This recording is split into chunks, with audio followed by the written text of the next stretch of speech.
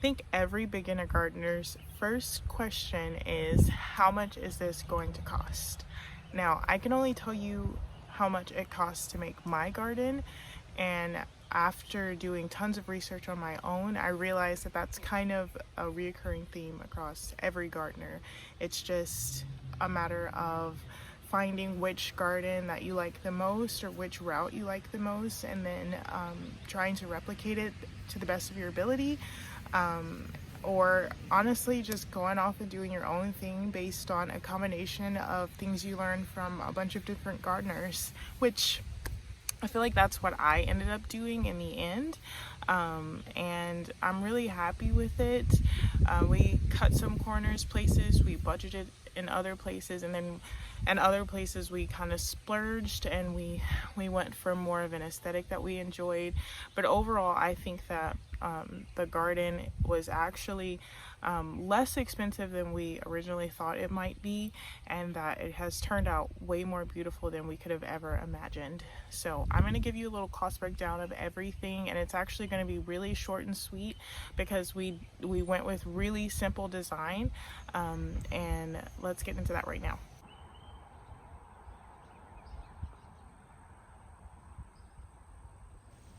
So first thing is, we did rent a sod cutter to get all the grass up in this area, and we did spend money on edging, and I would say the total of that was probably around $250 total to get that done.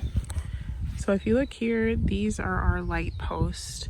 Now we haven't gotten our solar lights yet. They're going to be some string lights that we're going to hang back here. But these posts were about $11 each. It's a 10-foot 4x4. We did end up putting like a little topper on it, and those were, I believe, around like $3 each. The stain is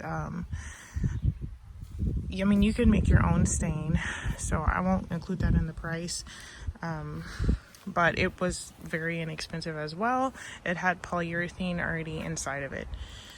Now, these beds, I do want to go over where I got them from and how much I like them and all that. They're from Metal Garden Beds, and it's prefab. It's very, very easy to put together, like super easy and simplified instructions. The design is great, very user-friendly. They're sturdy. This is their Largo bed. It is 3.5 feet by 10 feet long, I believe, and this bed cost around $200. We have two of this size, so one over there and this one, so that's $400. And then these two are, I think, around 5 and 3 feet wide, and these two cost $130 each. Our trellising system, the way we've decided to stake up and support our plants, is through just these little, I believe they're called, like, I keep wanting to call them furring strips, but they're not. But they're very similar. You can get furring strips, I believe, for like $1, $1.15, $1.50. We got these for $3.50, but it's because they were cedar and we wanted them to just last a little bit longer. Oh, that's another thing I forgot to mention with the posts. They are treated. These are not treated. They're just cedar posts, and we have those for our tomato plants. We have these cattle panel trellises for our melons and cucumbers, and these were $22 each.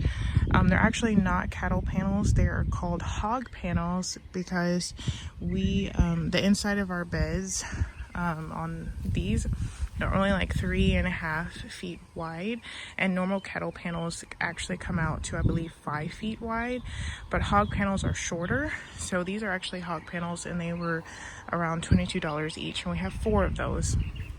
Now the T-posts, these are I believe 5-foot T-posts, and I am not sure if I'm like totally accurate on this, but they were between $3 and $5.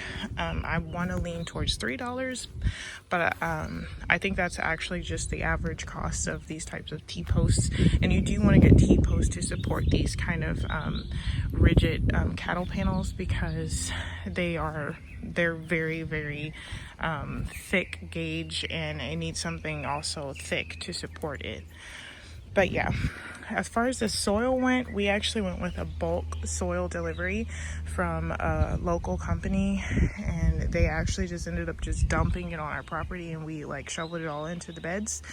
We did not fill the beds entirely with soil. We put dead leaves from our property and neighbors' properties all on the bottom of the beds, and we filled it up to at least half a foot, and then the rest was the soil from the company.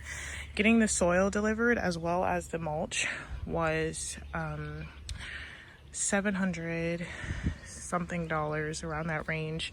The leaves were obviously free, and yeah, that is literally the entire breakdown and cost of the whole garden, aside from seeds and just time and effort and energy being put into it. But that is kind of the ballpark around what we ended up spending for our garden. We are a family of 5, and this is a great size for us.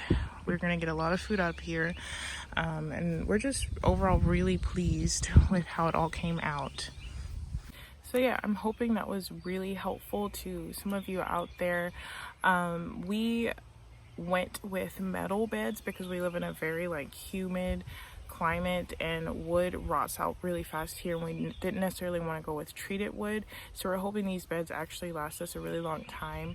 So if you consider that, if you live in a climate that's similar to ours, you might actually save yourself some money by just going ahead and getting galvanized metal beds, as opposed to wood that might be cheaper up front, but long term it actually ends up costing you more to maintain and to keep up. So that's just one of the reasons we went with the galvanized metal as our choice for materials. And a lot of these things you just have to kind of like do your research, do what might work best in your climate, and see where you can cut corners and cut costs and do things that also make you happy, not just, you know, things that will save you money, because I think the garden is meant to be pleasing to you in more ways than just efficiency. So yeah, that's going to be the end of this video. I really hope it helps somebody out there. If you have more questions, please just leave it in the comments, and I would love to answer them for you. Y'all have a great day.